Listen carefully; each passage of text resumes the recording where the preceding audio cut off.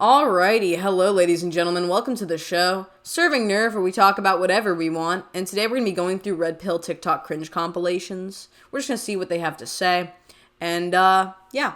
So basically breaking down what a red pill is, it's like an anti, from what I've seen, like an anti taken down by the system, an anti being used by women man, who's very pro-masculinity, but not in like a good pro-masculine way usually. There's always some kind of like a who hurt you masculinity vibe, but I'm not trying to be biased. I'm just trying to give like kind of a definition. I'm not very good at it though. I'll just pop a definition in the corner of the screen and you can kind of know what I'm talking about. But anyways, let's just get into this. We'll see where it goes. And yeah. Pro tip, if you're spending a lot of money on hotel rooms, smashing your side chicks, and extracurricular hoes, consider buying a multifamily house. That is sad and disgusting. But anyways, here's the thing. Cheating is wrong. Cheating is bad. Spending money cheating, terrible. But in general, cheating is wrong. It's terrible. And by the way, if your wife or your husband catches on to the fact that you might be cheating, they might start looking at all these additional credit card payments, all these additional costs. Hey, where'd this money go isms? You know, I'm just trying to think logically here. Terrible idea to spend money cheating. You'd have to go to somebody else's house or have somebody come to your place. But that's also a big risk and a red flag. So in general, the logistics of cheating in themselves are insane and difficult to deal with. But also the adultery, the infidelity, the evil that comes with that, the using, the absolute trashiness of it. It's just so atrocious. I don't know. The idea of like sleeping around and like zigzagging your way through reality, it's not realistic, nor is it decent. And I feel like it just makes you a loser, dude. Like, it's not hot. Like, anybody who sees this is not impressed, and that's why you ended up on a cringe compilation. But, you know, in general, again, like, multifamily homes, silly goose pop work, dude. I wonder if this guy actually scores, or if he's just talking it up. That's a serious question I have. The rent from the extra units will more than cover your extracurricular activities. This will help put the balance sheet in the black for one of your hobbies. Should your wife or girlfriend check your finances, it will appear you're investing for your future. Little does she know you have a multi-strategy. That's so gross, dude. So gross. Like, why would you lie even? Why not just be single then and just sleep around? Like, it's so ridiculous. I just don't understand what's wrong with these people. Like, terrible mindset. Terrible to act this way. I have a lot of sympathy for the people who get cheated on when they deal with these kinds of people. And, you know, again, like, I don't know why this person, like, if they can score, and if they are scoring, and if they have a wife and kids, or if they've got a wife or something like that, and they're making TikToks about this, that's also, like, such a brazen and atrocious way to give advice by also even disclosing your own endeavors and indecency. But at the same time, if they don't, then it's also just sad and comical and their like ultimate desire in life because they're probably miserable in their current one. It's just weird and cringy, dude. This guy's cringe. Two birds, one stone. Super bonus. You can rent out the extra room when you're not using them to many of your friends who are smashing side pieces for cash without a paper trail. This is better than Airbnb. Super duper bonus. Should your side piece or random hoe get pregnant, evict one of your other tenants. Have her apply for Section 8 and WIC now that she's a single mother. Wash, rinse, repeat. Before you know it, the government will be paying for your investment properties and paying for you to spread your DNA and repopulate the earth. This is actually so scuzzy. Like, this guy is what I would consider mortal swine. Like, I can't even tell if he's being serious or not because it's so ridiculous and disgusting that it has to be fake. Like, there's no way this is actually, like, a real piece of advice, right? Like, this has to be a joke. I have to say, that is gross. If that is, like, actual, like, legitimate advice, or if that guy is, like, doing all the things that he says you should do, that is demonstrably disgusting, and they deserve everything bad to happen to them at once. Man. If I saw that, I'd be like, string him up, bro. Just shoelace strings, you know, for not getting demonetized or getting the video flag. It's all shoelace strings from here on out, bro. It's the reason why bad boys get the most girls, because when they pull up to them, they go, "What's up, baby? How you doing?" And if you're not her type, they move the fuck on. They don't sink on that shit. Plenty of fucking fishes in the sea, man. Who gives a motherfucking dickly donkey fuck? Move on. Hit a different chick with the same line. And I guarantee you, fellas, you get more results. I'm going to even step. It actually does work. This actually does work in a lot of cases. If you're in the right scenes and you find the right crowds, you can pick up a lot of chicks by just being like, hey, baby, how you doing? Like, it actually can work, particularly if you're hot, or you come off as like kind of cool, or you come off as a little bit like higher end or a little bit richer, depending on where you hit up and what you're willing to do. Like, you know, buy this girl drinks, take her out, do something, you know, entice her. You actually could pick up a chick by doing this. I've seen it happen. You actually can pull this off this way. I wouldn't recommend it, but if you want a girl who's just going to be easily bought, you can do this, and it does tend to work. A lot of the time, it's like not the kind of girl that you'll have stick around, but if you're trying to hook up, it actually can work. That further. It's not be cold as ice, though. It's be cool and also come off as like kind of like professional-ish, or, you know, like a little bit on the richer or higher end of living style. That can actually get you like a lot of chicks if you go to the right scenes and places. If you go to a place that's high end enough to have you kind of like show up there and for it to make sense, and you have the right demeanor, but at the same time you can have somebody be there that maybe is a little bit less high end, or maybe a little bit more easily enticed, or maybe even slightly more desperate. So sometimes like higher end or like middle end bars, clubs, you can go to clubs, maybe get this kind of vibe. Like, this actually can work, but I don't recommend it because it's not healthy for you. And also, it's kind of a dangerous game, and you can cross the wrong people easily, I think. But I don't know. I just think it's bad because it's not going to create like a really healthy relationship, in my opinion. It's just going to create like a hookup culture relationship or something like that. And that's if it's a relationship, because I don't know what people are into these days, but I'm not a very big fan of this kind of vibe. With doing the nice guy shit wrong. Y'all be fucking trying to get with single moms and women way past their prime, 35 and up. Motherfucker, what are you doing, man? If you got some shit going on, why the fuck you dating them? Date a bad 21 bitch. She may be fresh out of high school, a little dumb in the head, but hey, at least you can coach her how to act up. If you don't, kick her to the curb, find another one. Straight up. Y'all gotta be cold as motherfucking ice Minnesota, man. How young are these women? It doesn't matter. Also, aim for people that are close to your age group. It's not healthy, in my opinion, to be dating people that are way younger than you. I don't know, though. I don't know how old this person is. He looks like he could be like 20. Like, this person doesn't look very old. So obviously, it's like wannabe gangster vibes or something that's coming from this guy, or wannabe cool guy, but it doesn't really actually seem so. Like, I don't know, man. I'm not a big fan of this kind of vibe. Deadass. Also, dead ass is not a good thing to say, by the way. I just have to point this out. All women go dry as a desert when you say dead ass. Like, that is the most bastardly thing you can say. Win or lose, Sigma. How to manipulate women using astrology, Sigma tactics. I mean, it's not probably gonna work. I don't know. I mean, some women are really obsessed with astrology, though, so maybe you could pull it off. I wouldn't recommend it. Being a Sigma male is stupid anyways. Just being you is probably the healthiest way to garner a woman, and also, like, I don't know, using astrology and stuff, you'll get some people, I guess, going for you. Anybody can talk about astrology and, like, manipulate astrology, and I don't know, this is weird. Honestly, if you're trying to do this, just go on to Boo. It's like a dating/friendship app, and they do all this for you, and then you can just be like, oh my god, we match, oh my god. And it saves you so much time. You don't have to watch this video, you don't have to watch this video, just go on to Boo and go and find somebody to, like, become your friend or date or whatever, and they do all the astrology personality test stuff to find matches in your area and also around the world, but matches in your area that can be like a good match by like astrology and your star sign and blah, blah, blah, and like, you know, personality types and stuff like that. And it uses like AI and whatever. Just do that, and then you'll score way faster than watching this video and trying to manipulate like singular individuals. It's just not effective. And also, they might not be a good match for you, which is even worse. Worst thing ever is putting your time and effort into manipulating somebody who you don't even find attractive in the long run to be worthy of manipulating. And that's if you should manipulate them, because I don't really think manipulating people is a very good thing in general. But I'm just saying, like, this is way too much work for just, like, maybe a bone sesh or to get a girl to like you that might not actually be a girl that you like. So it's a loss. It's a total loss, brah.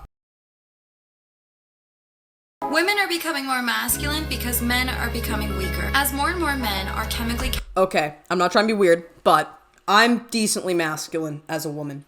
No father, plus raised in Canada, men there, weak. No shade to any man there that's manly, alright? You find some. But in my generation, men, particularly docile. Very much neutered by the system, which perpetuated me to not be particularly inclined and also develop a more, like, I don't want this, let me move to America because the men are more manlier. Which immediately, when I got to America, I was down to date. I was down to date. Couldn't find anybody attractive in Canada. Got to America, I was like, oh, there are actually like men here, people, dudes here that are actually kind of hot, like shit like that. Actually, in general, like people, like everybody's like hotter in America. It's interesting, but I'm also very biased towards Canada. And Canada makes me like depressed and dead inside. So you could say that my happiness perpetuated me to find people to interact with more enticing. But point being made, I can actually agree with this just from my own personal perspective. It does depend on the individual, though. That is a very extreme case on my end. Castrated and brainwashed by the mainstream media, they become more emotionally unstable, less financially dependable and literate, less protective, and more destructive. And as a result, the polarity shifts and women are forced into their masculine. Okay, I can see where like some of the truth would lie, but some of this is a little bit inflated. I don't know, man. I don't want to think this way because I don't think this is quite right. There's something about this that's not quite right. See, part of me also wants to believe that because of my own personal experience, but not really, because when I'm hearing this, I'm like, no, it's not quite right. There's a couple things here missing, and we're not elaborating enough on certain subject matter, particularly to do with upbringing more than anything else. It's not to do with the men that surround you, like, that are like in your generation. It's the people that raised you in your generation. And then on top of that, I think about this and I'm like, well, I've always been a tomboy, like going from like literally my most infantile of years. And, I wasn't exposed to men who were made incredibly weak and docile then. So now I'm contradicting myself. I don't know. I don't know the truth, and I don't really care. Either way, I don't know. Be a manly woman if you want. I don't know what to say. Like, I don't really, think people should be super insecure about how manly or feminine they are, whether they're male or female. I think you should just rock, what is best for you, like, your best self. If it's you happen to be a very feminine woman, awesome. Masculine man, outstanding. Feminine man, sure. There are some hormonal disorders that can make you not feel very feminine. Like, I've had hypothalamic amenorrhea before, and that makes you feel less feminine because you're not having appropriate hormonal function. So, that's another example. So I'm not trying to weaponize hormones to say that it's bad to be like a feminine man or a masculine woman, but appealing to the more androgynous scopes of things can sometimes mean that there's something hormonally wrong with your body, and you want to get just checked out to make sure you're all good.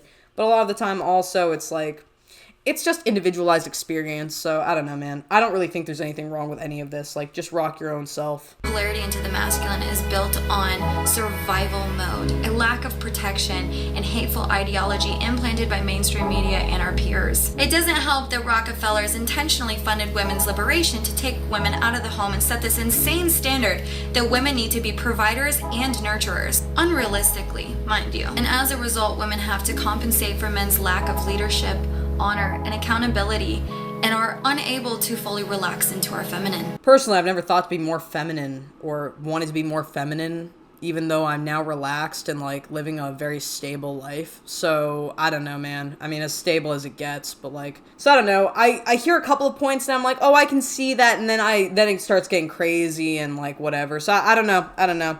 Also, I can't really even elaborate exponentially on this because I feel like that will get the video struck. But I would like to actually do a philosophical deep dive onto the psychological elements of what perpetuates people, like females, to maybe appeal to the non-gender stereotypes of masculinity or femininity.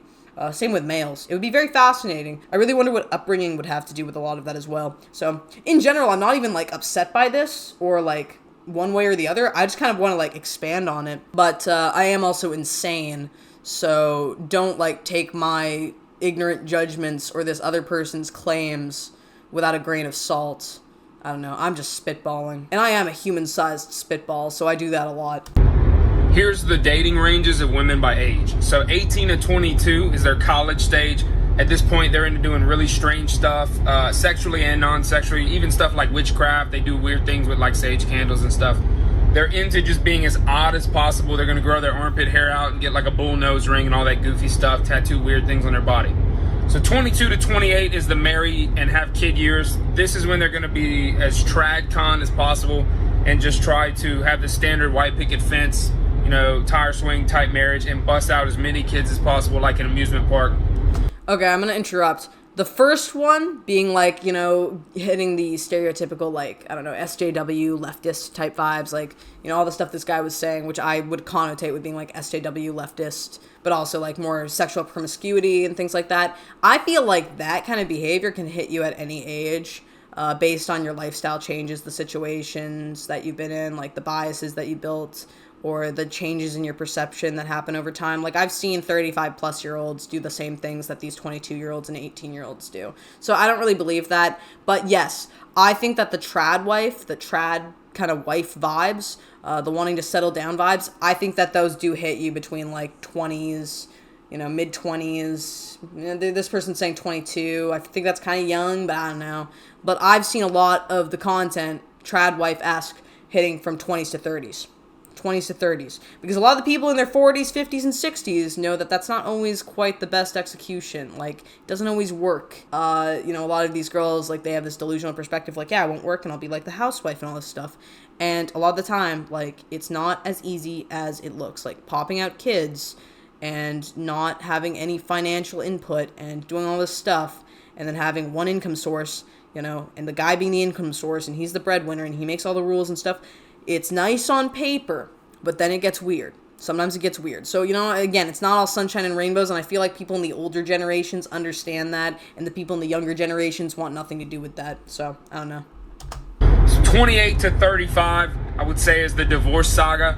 This is when, you know, the hormones... When the trad wife life fails, and then you get fed up, and then you leave the guy that you were trad wifing with. Change. Their husband can't do anything right. They're not getting the attention they used to get. So they're going to have kind of a midlife crisis. They're going to find every Chad, Ray, Tyrone, Pookie, whatever the hell you want to call it. And those guys are going to be with your wife while y'all are, you know, at the end stages of your marriage, or as soon as y'all break up. So keep that in mind. 35 to 45 is when they're just trying to be relevant. At this time, they kind of revert back to the college years of doing strange things again. You know, they post weird things about, you know, being a Wiccan and all that stuff. They're just trying to stay relevant, and they're compensating. So, kings, stay fresh, stay woke.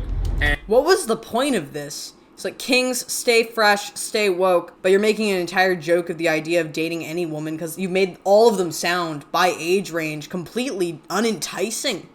All of these sound terrible. All these outcomes sound like a terrible idea. I don't know, maybe it's because I'm, like, stupid or something, but hearing this, I'm like, so what's the solution? What do you want? Like, what age? What do you want? Like, why not just date yourself? Go look in a mirror and marry it. Like, I don't know what people want anymore. Like, this is just weird shit. And also, it's just blatantly untrue. Like, generalizing women on the basis of age instead of some other generalization you can make, or some other kind of thing like upbringing, or maybe looking at people like they're individuals instead of just numbers. I would prefer that. I think that makes more sense, but maybe I'm just fucking stupid. I don't know, bro. But I just think this is kind of stupid and crazy. Like hearing some dude in his car who might have had, like, a failed marriage, or, like, I don't know, never scored properly with, like, a good woman, or has a good woman. Maybe he does. I don't know. But I think this comes from somebody who's kind of had, like, a bitter series of experiences with women from a series of age groups. That's just my perception. Maybe he's happy right now. I don't know. But either way, hearing this sounds insane and unhealthy, and it doesn't make any sense to me. And maybe that's because I like to look at people on an individual basis instead of just by, like, number or age range, or categorizing people on the basis of age range, even though generations can have different, like, variability and stuff like that. I just think this is a really unhealthy way to look at things. And immediately when you meet a woman, put her in one of these stages so you can deal with her more effectively.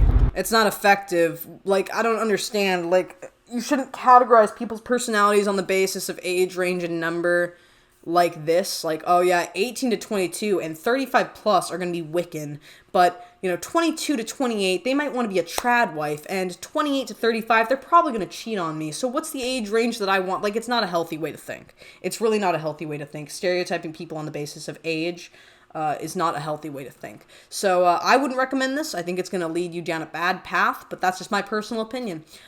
So yeah, anyways, that's the video. Tell me what you guys think in the comments below, my people. Do you agree? Do you disagree? Anyways, yeah, that's the video. So I hope y'all enjoyed, and I will see you all next time. It has been lovely. Slater.